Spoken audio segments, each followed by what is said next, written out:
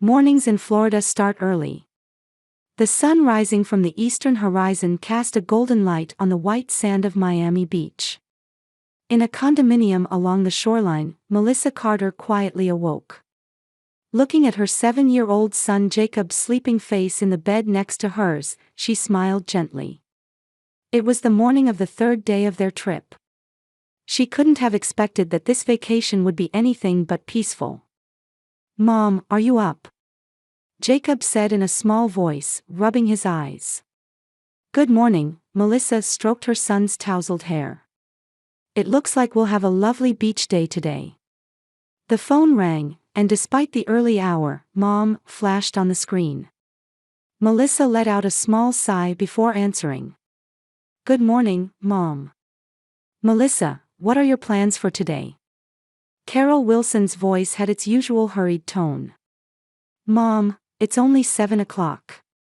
I was planning to have breakfast with Jacob and then meet you at the beach around 10, remember? You're sleeping in that late?" Vanessa and her children have been up for an hour already. Her kids are in the habit of rising early. Melissa closed her eyes and slowly counted to 10. Her life had been a series of conversations like this. Her mother Carol couldn't help but criticize Melissa's parenting choices. "Fine. But let's still meet at 10 as planned." After hanging up, Melissa turned to Jacob. "Are you looking forward to meeting Grandma, Aunt Vanessa, and your cousins at the beach?" Jacob thought for a moment before answering. "Well, I want to play with Ethan and Olivia, but I don't think Grandma likes me." Melissa's heart ached. Her son had picked up on his grandmother's subtle attitude. "That's not true. Grandma is just a little strict," she answered, carefully choosing her words. Jacob's birth wasn't planned. When Melissa was 28, she became pregnant after a brief relationship, and the man disappeared without taking responsibility. Her mother Carol and sister Vanessa strongly opposed Melissa becoming a single mother. Carol called it shameful, and Vanessa said, "You can't handle it." But Melissa didn't change her mind. Without interrupting her career at an advertising agency, she was promoted to marketing director and raised her son well. Still, the criticism from Carol and Vanessa never stopped.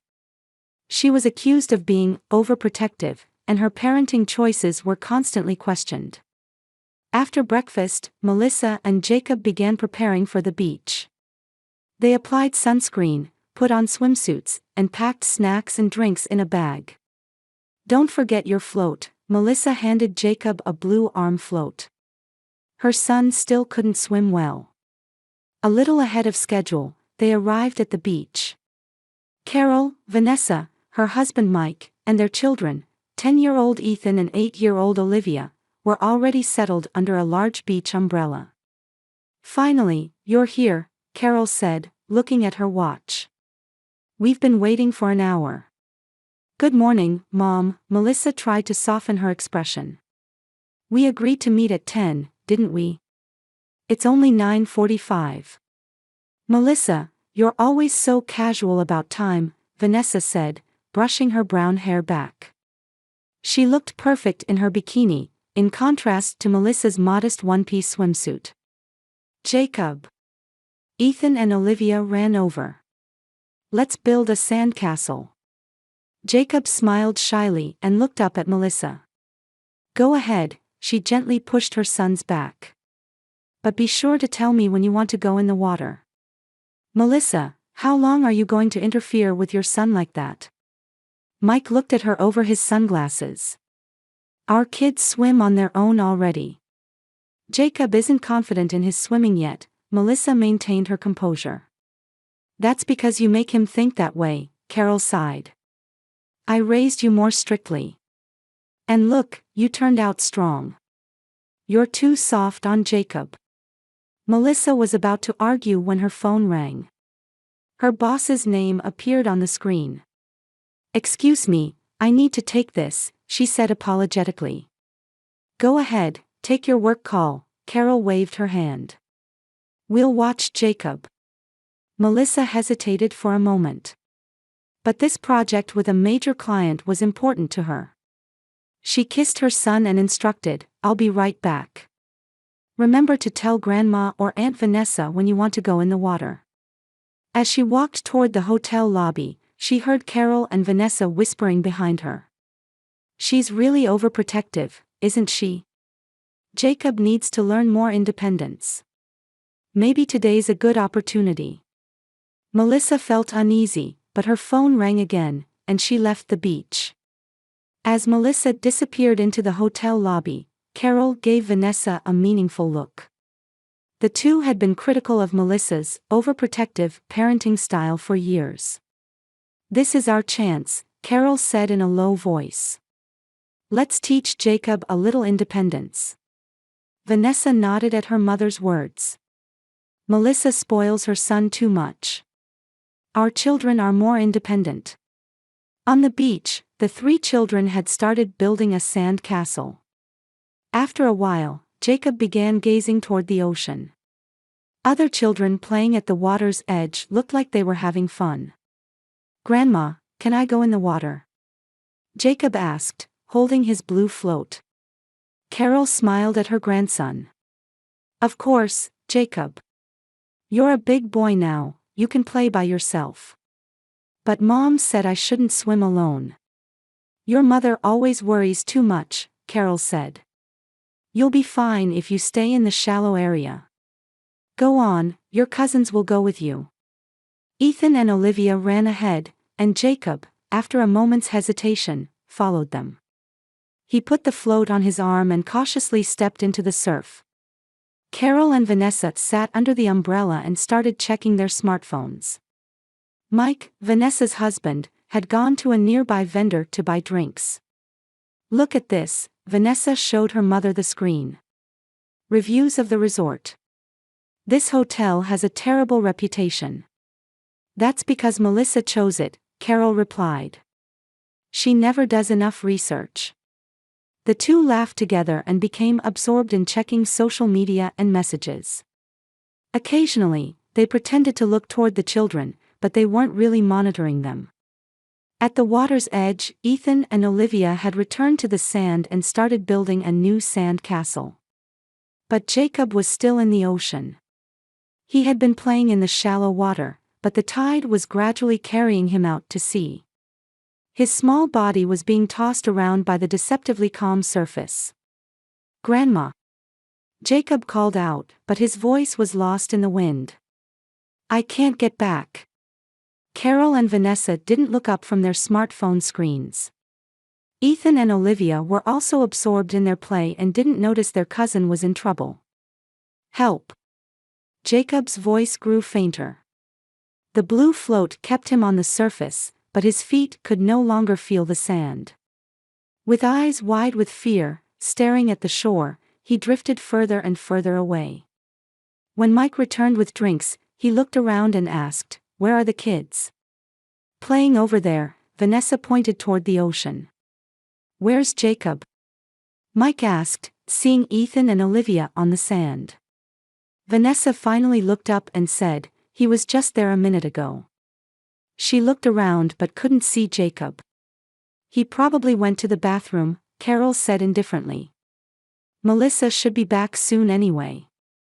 Just then, Melissa returned to the beach. She hurried to her family, searching for her son.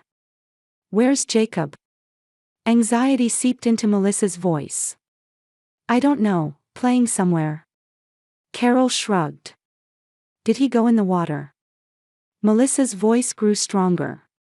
"For a little while," Vanessa answered. "But we were watching. He's probably playing with other kids." Melissa quickly looked around. "But his things are here. He wouldn't go off alone. Where is he?" At her panic, Carol rolled her eyes.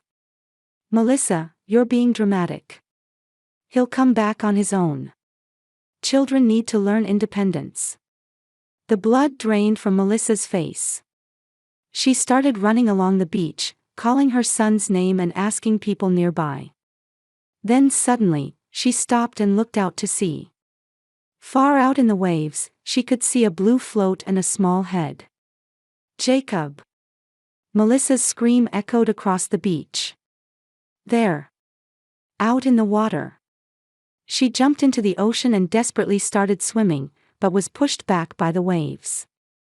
Hearing her cries, a nearby lifeguard assessed the situation and immediately headed to the rescue. One of the surfers also grabbed his board and paddled out. Carol and Vanessa finally began to grasp the seriousness of the situation and came to the water's edge. No way! Vanessa's eyes widened. We were watching. Carol said weakly. We only looked away for a moment. But Melissa wasn't listening to their excuses. She collapsed to her knees on the sand, continuing to call her son's name. A crowd began to gather, many looking out to sea. The lifeguard and surfer reached Jacob and carried the unconscious boy to shore. Melissa rushed to her son's side, breathless. Jacob's lips were blue, his face pale. My son! My son! Melissa cried, throwing herself over Jacob's body. The lifeguard quickly began CPR, and someone had called an ambulance. As the entire beach was gripped with tension and fear, Carol and Vanessa stood at a distance.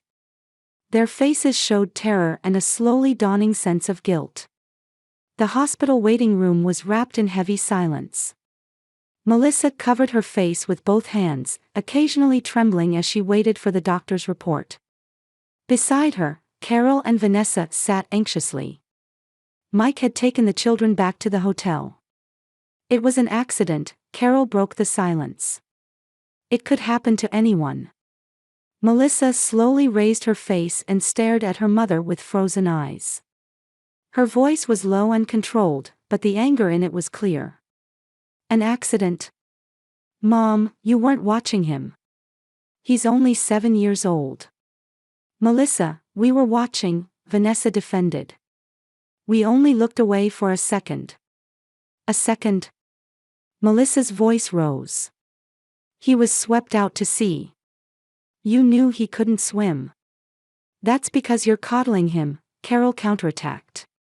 In our day, children learn to swim much earlier. As Melissa was about to respond, a doctor in a white coat entered the waiting room. She immediately stood up. Jacob? Her voice trembled. Ms. Carter, the doctor said quietly. Your son has pulled through. We resuscitated him, and his condition is stable. Melissa's knees gave way, and she collapsed into the chair. However, the doctor continued, he swallowed a significant amount of seawater.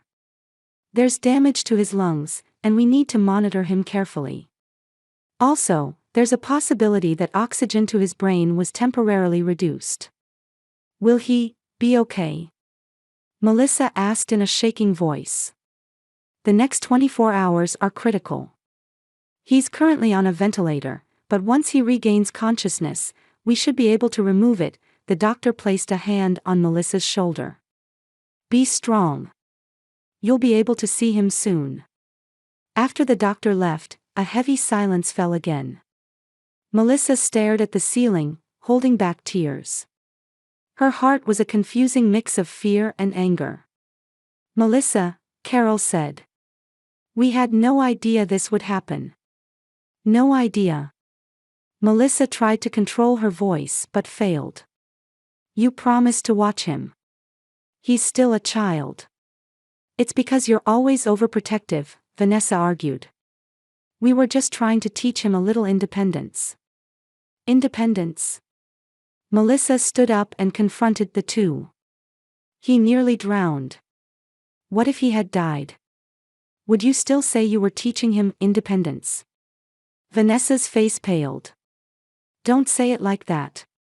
Face reality, Melissa pointed at them with a trembling finger.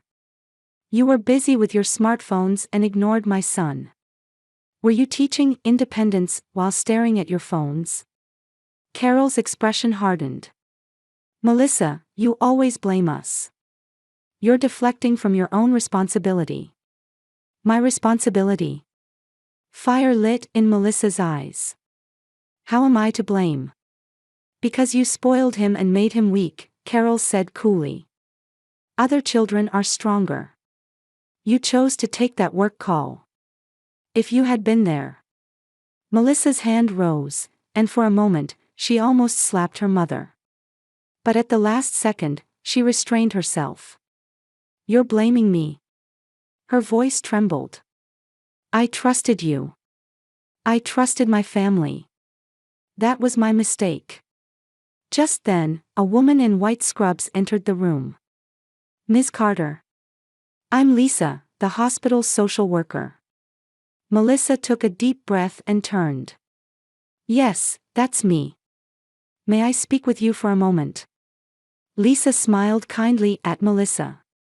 Also, I'd like to talk to everyone involved to understand the circumstances of the accident. Carol stiffened. What do you mean? It's standard procedure, Lisa replied calmly. When a child sustains a serious injury, especially when there might be supervision issues involved, we need to clarify the situation. Supervision issues. Vanessa raised her voice. It was an accident. Vanessa, Melissa said in a tired voice. Tell the truth. The social worker interviewed the three women separately. When Melissa finished talking first and headed to the ICU, a nurse guided her to a small private room. There, surrounded by tubes and machines, lay Jacob. His small body looked even smaller in the bed, and his face was pale. Melissa took her son's hand and kissed his forehead. Mommy's here, Jacob. You're safe now. Hours passed, and as night deepened, Jacob's condition gradually improved. Near dawn, he finally opened his eyes. Mom. His voice was faint. Jacob. Melissa shed tears of joy. It's okay, you're safe. The doctor was called and checked Jacob's condition. Very good signs, he said. We can probably remove the ventilator. Once the tube was removed, Jacob began speaking in a hoarse voice. I was scared, Mom. I know, you were so brave, Melissa said. What happened? Can you tell me? Jacob thought for a moment before saying, Grandma said I could go in the water. But the waves were strong. I called for help. But Grandma and Aunt Vanessa were looking at their phones. As his words trailed off, social worker Lisa quietly entered the room. She had heard Jacob's words. Hello, Jacob, she smiled gently. How are you feeling? My throat hurts, he answered. Lisa gave Melissa a look. May I speak with him? You can stay if you like. Lisa gently asked Jacob what had happened. The boy told her honestly. How his grandmother and aunt were checking their phones and didn't notice when he called for help. How he was swept away by the waves and thought he couldn't get back. Everything. Lisa nodded as she took notes. Thank you, Jacob.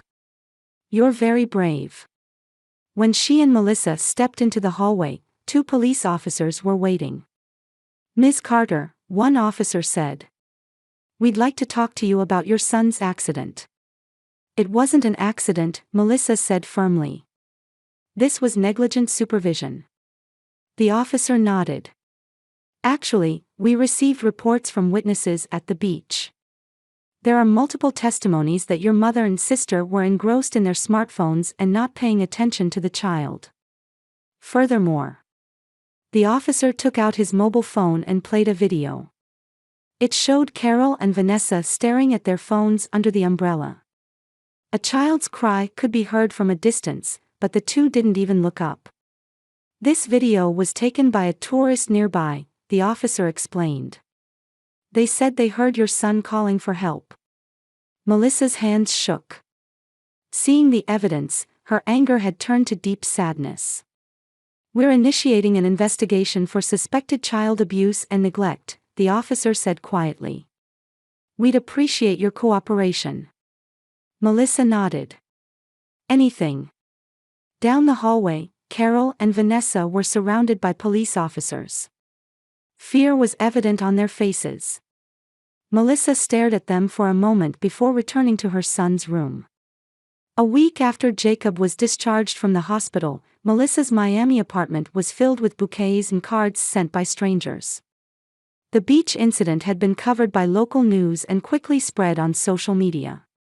The video had been viewed millions of times and became known nationwide with the title, "Grandmother Engrossed in Smartphone Endangers Grandson." Jacob sat on the living room sofa watching television, but his eyes were vacant. Since being discharged, he was no longer the active child he once was. He suffered from nightmares at night and even refused to get into the bathtub. A child psychologist diagnosed him with water phobia and symptoms of PTSD.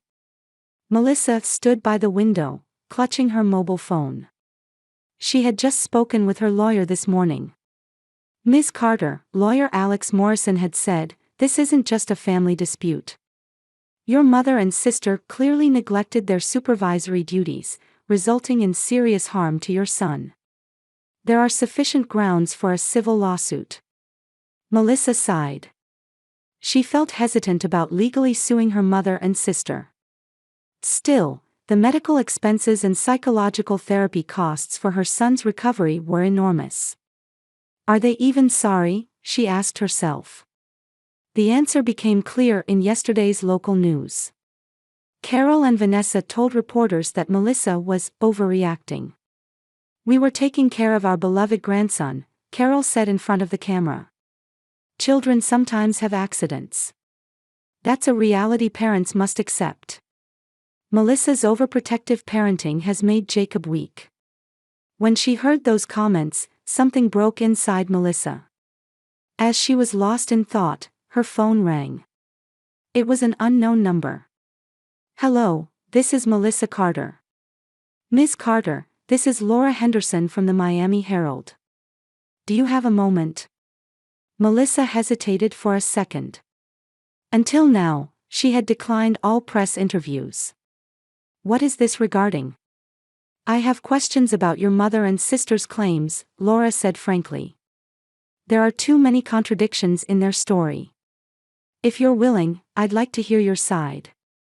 Melissa looked through the window at Jacob. He was now looking at a drawing he had made as part of his therapy. Drawn with intense blue and black lines, it depicted a small figure screaming in the water. "All right," she decided. "Let's meet."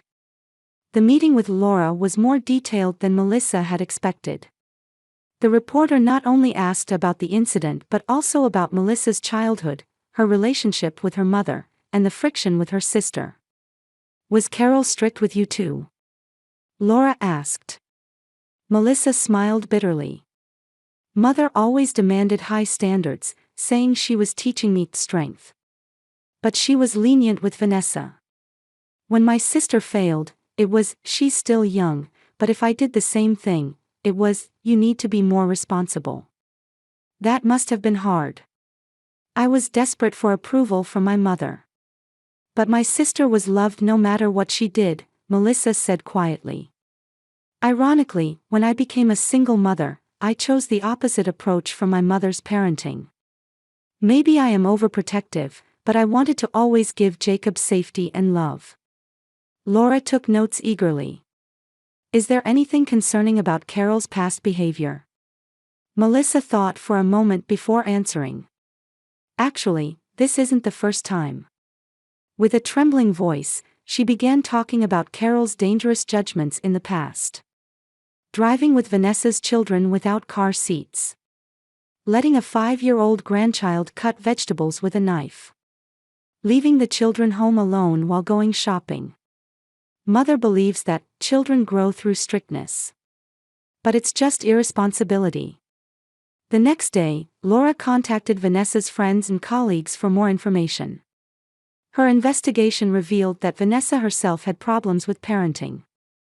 Teachers at school were concerned that Vanessa's children weren't receiving adequate supervision. 10-year-old Ethan was often late for school and frequently forgot his homework. 8-year-old Olivia showed symptoms of anxiety, and appointments had been set up with the school counselor, but Vanessa failed to show up twice. When Laura's article was published in the newspaper, the impact was explosive.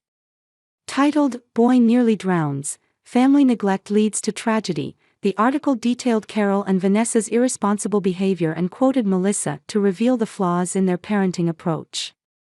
In testimony accompanying the article, Jacob's doctor explained the severity of the drowning incident. If help had been delayed by just a few more minutes, he could have suffered permanent brain damage.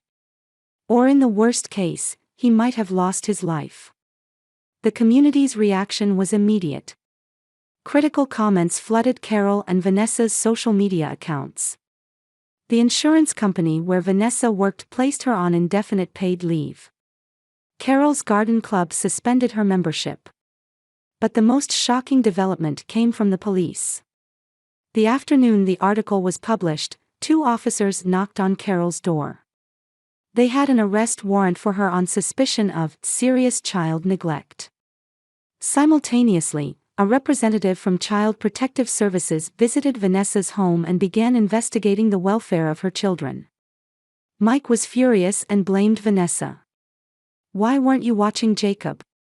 Now our own children are at risk." When Melissa heard this news, she felt mixed emotions. On one hand, she felt relief that her mother and sister were facing the consequences of their actions. But at the same time, she felt sadness at watching her family fall apart. That night, she sat by Jacob's bedside, watching his sleeping face. The boy still held her hand until he fell asleep. "I will do anything to protect my child," she vowed quietly. "Even if it's against my own family." The next morning, Melissa's phone rang. The screen displayed Vanessa. She took a deep breath before answering. "Melissa," Vanessa's voice sounded tearful. "Help me. Mike is talking about divorce. He says he'll seek custody of the children." Melissa listened silently. "What should I do?" Vanessa began crying. "You understand, don't you?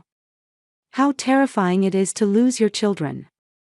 "I do understand," Melissa answered quietly. "That's why I can't forgive you and Mom. But, we're family." "Yes, we're family," Melissa looked out the window. "But being family doesn't give you permission to cause harm. Especially to children." On the other end of the phone, Vanessa fell silent. A year later, on a beach a little way from Miami, Melissa sat on the sand. Next to her, Jacob was practicing swimming in the shallow water with an instructor.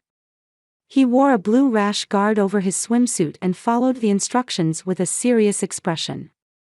A year after the incident, their lives had changed dramatically. Jacob attended therapy twice a week, gradually confronting his fear of water. During the first few months, he was troubled by nightmares and even refused to get into the bathtub, but supported by persistent therapy and his mother's love, he recovered little by little. Today was his first day going into the ocean. "Mom, did you see? I could swim." Jacob called out joyfully. "I saw, that's amazing." Melissa waved, feeling a small victory in her heart. She herself had been attending therapy, confronting the complex relationship with her mother and sister. The anger and sadness hadn't completely disappeared, but she had learned how to move forward. The legal outcomes had also been determined. Carol was found guilty of child endangerment through gross negligence and received a suspended sentence. The judge ordered her to perform 200 hours of community service and participate in a child safety program. Vanessa had divorced Mike and was in the midst of a bitter custody battle for her children. She too was ordered to perform community service and attend classes to learn about parental responsibility. Melissa's mobile phone rang, and she picked it up. The display showed "Support Group Meeting." After the incident, she had started a support group called Parents Protecting Children's Safety. It was a place to share experiences with other parents who had similar experiences and discuss child safety and family toxicity. As she checked that alarm, another message came in. It was a contact from a local newspaper. She had recently started writing a column about child safety. As sunset approached and the instructor announced the end of the lesson, Jacob ran proudly to his mother. "Can we come again tomorrow?" he asked, his eyes shining. "Of course," Melissa hugged her son. "You are truly brave." As they prepared to leave the beach, Melissa glanced toward the ocean. The place where last year's tragedy occurred was visible in the distance. She took a deep breath, trying to release that memory. Meanwhile, in another part of the city, Carol was working at a child protection facility as part of her community service. On the surface, she showed signs of remorse, but her messages to friends still seeped with anger toward Melissa. "She dragged me into court. Even though we're family," she wrote. Vanessa was in a similar situation. In her classes on parental responsibility, she played the role of an exemplary student, but in her heart, she still believed she was the victim. She still didn't understand the depth of the wound her actions had inflicted on Jacob. But for Melissa and Jacob, today was a day of new beginnings. Despite carrying the pain of the past, they were moving forward one step at a time.